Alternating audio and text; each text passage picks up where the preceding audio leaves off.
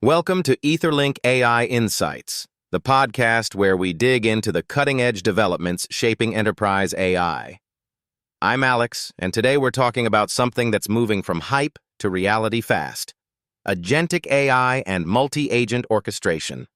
We've got Sam with us, who'll help us unpack what this means for organizations in 2026 and beyond. Thanks, Alex. This is genuinely one of the most significant shifts I've seen in AI deployment. We're not talking about chatbots anymore. We're talking about autonomous systems that can reason, plan, execute, and adapt without constant human intervention. And that's both exciting and complex, especially when you layer in regulatory requirements like the EU AI Act. Right, so let's ground this. When you say Agentic AI is moving to enterprise necessity, what does that actually look like in practice? Are we talking about replacing teams or something different? It's not about replacement. It's about amplification. Think invoice processing. Instead of humans manually routing documents, reviewing data, flagging exceptions, a well-orchestrated agent system handles that end-to-end. It analyzes the invoice, checks compliance rules, integrates with your accounting system, flags unusual patterns. The real power is that 30 to 45% cost reduction in repetitive, knowledge-intensive work that McKinsey and Forester are citing. But here's the thing: organizations get there only if they architect carefully. And Gartner is saying 75% of enterprises plan to deploy autonomous agents by 2026. That's a massive number. But I'm guessing not all of them are thinking about the architecture piece you just mentioned. Exactly. Capgemonize research found that 62% of enterprises don't have documented governance frameworks for production AI systems yet. So you've got this wave of adoption happening, but the majority aren't ready. They're thinking about the technology, not the operational and compliance foundation underneath. Which brings us to the regulatory piece. The EU AI Act is real, and it's coming with enforcement teeth in 2026. What does that mean for organizations building these systems, especially in Europe? The EU AI Act creates a risk-tiered framework, and here's what matters. If your agentic system is making high-risk decisions, financial transactions, hiring, healthcare, critical infrastructure, you're in a compliance-heavy category. That means impact assessments, bias audits, transparent documentation of training data, human oversight mechanisms, continuous monitoring, regular reevaluation. It's not light touch. That sounds like a burden. How do organizations think about this? Is it purely defensive, or is there an upside? This is where it gets interesting. If you build compliance into your architecture from day one, you're not adding friction, you're building trust and resilience. Organizations that establish proper AI governance frameworks now get an 18-month advantage over competitors playing catch-up in 2026. They deploy faster because they're not retrofitting governance later. They win customer confidence because they can demonstrate transparency. It's actually a competitive advantage. So Utrecht specifically is becoming an AI hub in Europe. Why is that relevant to this conversation? Utrecht is in the middle of Europe's regulatory ecosystem, and organizations there are ahead of the curve on governance thinking. They're not just building agents. They're building with compliance and operational resilience baked in. It's a microcosm of what smart European organizations are doing, taking the EU AI Act not as a constraint, but as a blueprint for building systems that last. Let's dig into the architecture itself. You mentioned agent mesh architecture. What's the principle there? Agent mesh is borrowed from service mesh patterns in microservices.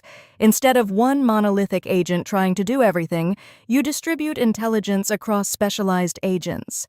One agent focuses on document processing, another on compliance review, another on scheduling. They're loosely coupled but orchestrated tightly. What's the advantage of that distribution? Resilience, scalability, and safety. If one agent fails, your whole system doesn't collapse. You can scale specific agents independently. And crucially, you can apply guardrails and monitoring at the mesh level. You have a central orchestration layer managing dependencies and conflicts. That's where you enforce compliance and prevent agents from going rogue. It's like having a traffic controller ensuring all the autonomous agents move safely through the network. That's a helpful metaphor. So when we talk about cost optimization, those 30 to 45% reductions, how does that play out in a real scenario? Take supply chain optimization. A traditional team spends weeks analyzing shipment data, forecasting demand, identifying bottlenecks. An agentic system analyzes historical patterns, real-time market signals, supplier reliability, logistics constraints, and generates optimization recommendations in minutes. It's not just faster, it's iterative. It refines recommendations based on outcomes. Over a year, that's huge cost savings and better decision-making, but you need proper architecture and governance, or you end up with agents making decisions that violate compliance or create other problems. So the evaluation framework, how do organizations actually measure whether their agents are working right? That's where production readiness separates the pilots from the real deployment. You're measuring multiple dimensions: accuracy of decisions, compliance adherence, latency, cost per operation, and crucially, the quality of human oversight. Are your agents making decisions humans trust? Are they transparent enough for audit? Are they catching and escalating edge cases appropriately? If you can't measure those, you don't have a production-ready system yet. McKinsey projects $2.3 trillion in value creation across European enterprises by 2028 from autonomous agents. That's staggering. But that assumes successful deployment, right?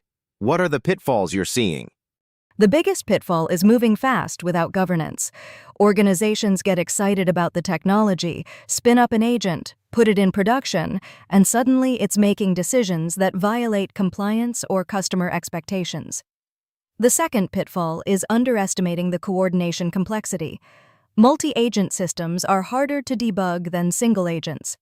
You need observability, tracing, and clear decision logic. Third pitfall, not investing in the human-in-the-loop mechanisms. Autonomous doesn't mean unsupervised. Your agents need graceful failure modes and escalation paths. What's the one thing an organization should do right now if they're thinking about agentic AI in 2026? Establish a governance framework before you build. Assess which use cases are high risk under the EU AI Act. Map out your agent architecture. What specialized agents do you need? How will they coordinate? What's the oversight model? Then run a pilot with compliance built in from day one. Don't treat governance as a phase 2 problem. Organizations that do this first are going to be the ones scaling successfully by 2026.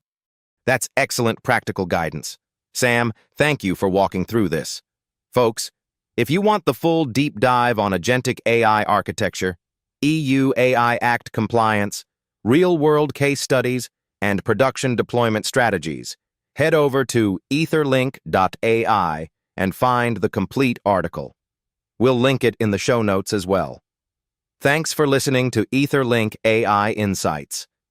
I'm Alex. Sam and I will be back soon with more on the future of enterprise AI. Thanks for having me. And remember, agentic AI is coming fast, but the organizations that win are the ones building governance into their DNA from the start.